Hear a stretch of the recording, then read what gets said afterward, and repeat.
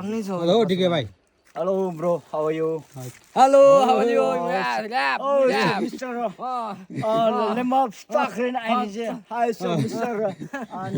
माछा देखाइदिउँ आजको यस आजको यस कार्यक्रममा माछा हाम्रो यति पाएको छ हाम्रो जम्मा टोटली 15 किलो भइसकेको छ यसमा हाम्रो के भन्न चाहनुहुन्छ? आइस पाखिनलाई पनि सीमा सालेर सेरी पठाऊ. सेरियो पठाऊ अनि कहिले पनि पठाइदे कोइल बेचेर कहिले त बेच्नु नभनौँ हैन द्याट इज रङ सो त्यो कहिले चाहिँ छिटो भन्दा छिटो बनाइदिनु लागि अनुरोध गर्दैछु अनि त्यसको लागि पनि पैसा माग्दैछु हैन अनि हाम्रो माथि गोम्बङबाट फोन आइसकेको छ हाम्रो कहिले छैन अहिलेको लागि हालसालमा हाम्रो ब्याट्री पनि छैन आज हामी यहाँ फिलिलीदेखि के अरे फुमङसम्म आइपुग्यो कति पाएछ देखाइदिउँ त अरू सर देखाइदिनु त. ए माछा बोक्न नसकेर म त उ त्यहाँ पनि पाक्दिन भाइ अनि है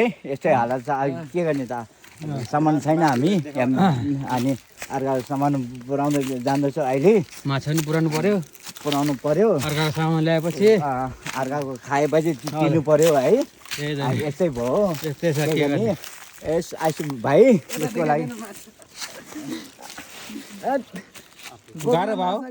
गाह्रो भयो नि माछा हेत्ते 15 किलो छ हौ थैलोमा हाल्नुपर्छ नि स्याउला थैलो नलगेर नि तिमीहरूले उता पनि छ है फेरि उता पनि यता झोला पनि छ फेरि लाउरेन बोक्दै म त बुढो मान्छे भएर यहाँ वाट आई क्यान डु या ब्रो एज प्लिज एभ्रीबडी यस्तै छ के गर्ने है. है रमाइलो यस्तै हो. छिटो छिटो भन्दा छिटो चाहिँ कहिलेको इन्तजाम गरिदियो भने राम्रो हो आज माछा के मार्ने तिरपालमा?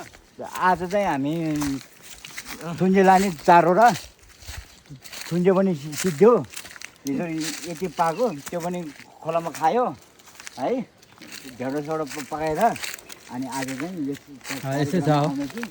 ल है आजलाई यति नै. धन्यवाद धन्यवाद. धन्यवाद आयो